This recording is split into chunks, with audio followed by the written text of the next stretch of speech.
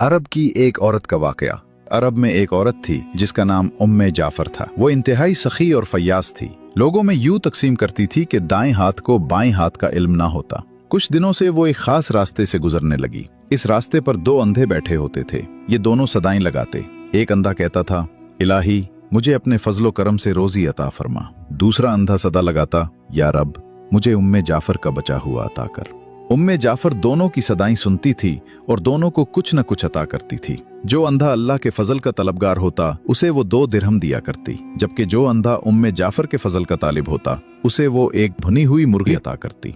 दिलचस्प बात यह थी कि जिसे भुनी हुई मुर्गी मिलती वो अपनी मुर्गी दूसरे अंधे को 2 दिरहम में बेच देता। ये सिलसिला कई दिनों तक चलता रहा। एक दिन उम्मे जाफर उस अंधे के पास आई जो उससे कहा करता था, या रब मुझे उम्मे जाफर का बचा हुआ अता कर। उम्मे जाफर ने उससे पूछा, क्या तुम्हें 100 दीनार मिले हैं? अंधा हैरान हो गया और बोला, नहीं, मुझे तो सिर्फ एक भुनी हुई मुर्गी मिलती थी जिसे मैं 2 दिरहम में बेच देता था।